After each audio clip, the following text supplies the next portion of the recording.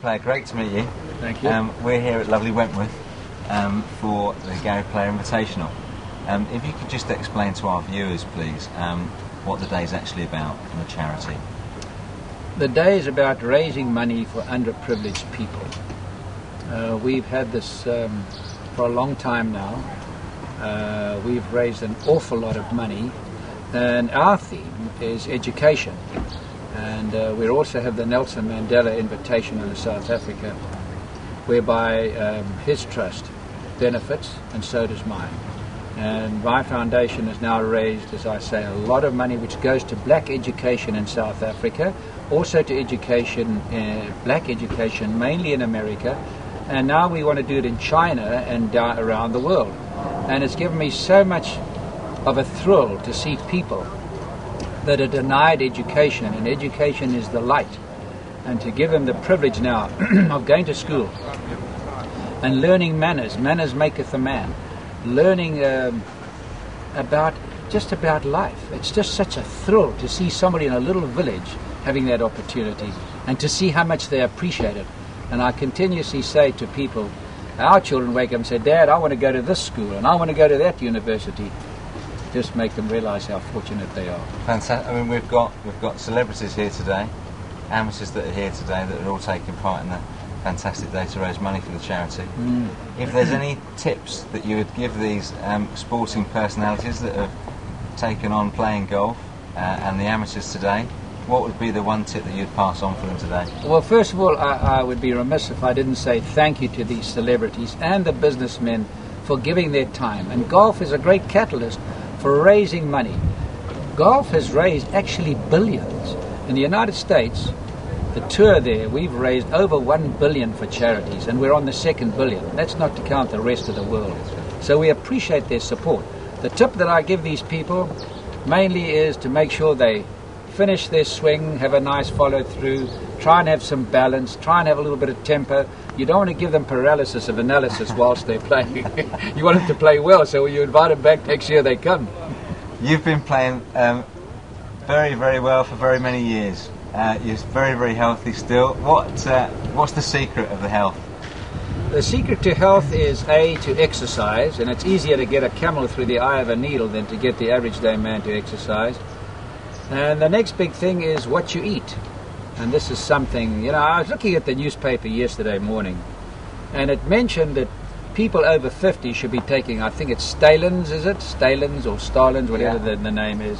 And then at the bottom of the article, they had other people's opinions saying, well, it could cause cancer, muscular problems, liver problems, etc., etc., etc. Why are people always looking for pills? If you eat properly, in China they don't have all this high cholesterol. The average cholesterol count in China is 117, whereas in the West it's 217. Now that's not on your system of the 3.5, etc. But nobody ever talks about eating properly. It's just pills, pills, pills. Every advert you see nowadays in America on television, 3 out of 5 adverts are all on pills. Headaches, sex, wake up, go to sleep, more energy. If you eat right, I'm 72. I still travel more than any human being in the world today. We're designing 60 golf courses around the world, so I have to visit them. I'm representing companies, I'm playing in tournaments, and I have so much energy like I'm 20 years of age. I go to the gym, I do 1,000 crunches a day. I'm working out in the gym, but nobody ever talks about the proper way to go about it. These pills will kill you.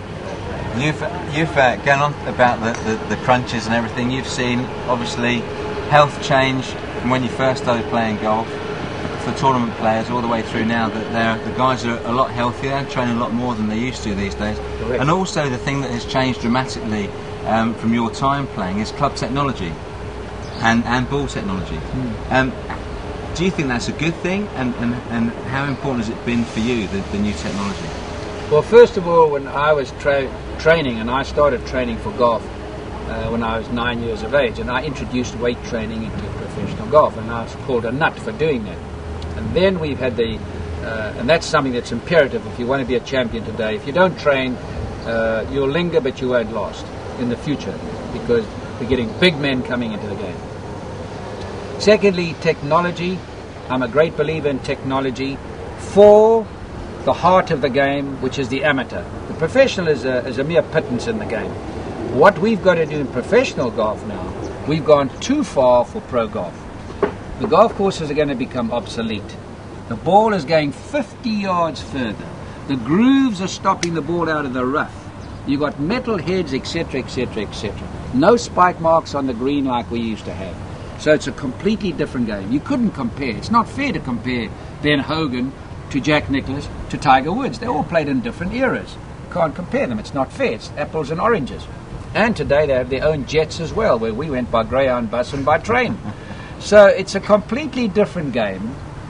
And the answer is, and it's going to happen, the RNA and the USGA are very reluctant to do this, and the players are calling for this, to bring the ball back 50 yards for professional golf. Leave all the technology and the advancement for the weekend golfer.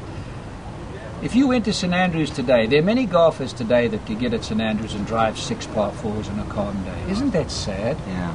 Isn't that sad that great St Andrews, which we all love and it means so much to us, but the sad thing is that around the world today, from Timbuktu to Wentworth Golf Club, which we sit here and we look at this golf course which has been changed, they're all changing the golf course. They're putting in hundreds of millions of dollars into changing golf courses. Why waste that money?